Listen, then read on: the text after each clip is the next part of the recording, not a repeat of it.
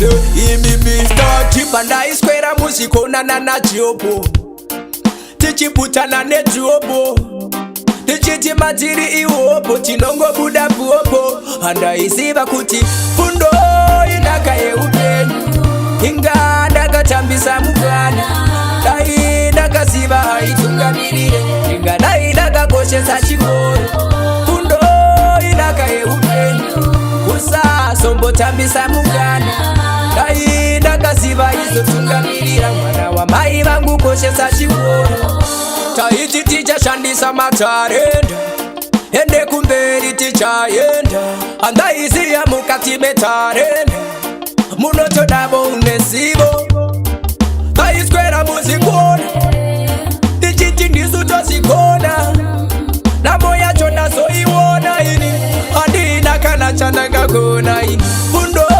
inaka yeupenyu inga ndakatambisa mukana dai ndakaziva haitungamirire inga dai ndakakoshesa chikoro fundo inaka yeupenyu usasombotambisa mukana dai ndakaziva izotungamirira mwana wa mai vangu koshesa chikoro taitoita sezimoko tichitiambeno ikoko haida kutitsura nezveupenyu taito muti imboko ame vangu vane matigiri iniyo ndina dedziri tarisawone zvandiri handina chimwe chete chinoyemurika pandiriwo fundo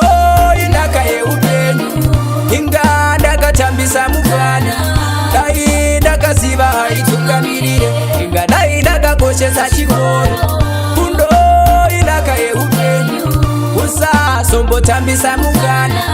dai ndakaziva izotungamirira mwana wa mai vangu koshesa chikoro ndodebasuwa ndakazviparira nekuda kwesvandaifarira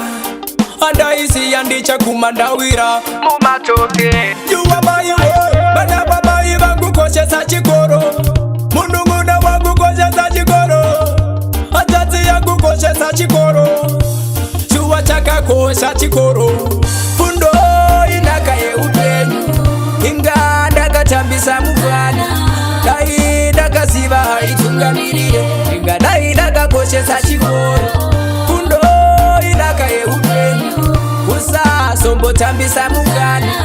dai ndakaziva izotungamirira mwana wa mai vangu koshesa chikoro taiti tichashandisa matarenda ende kumberi tichaenda andaiziya mukati metarenda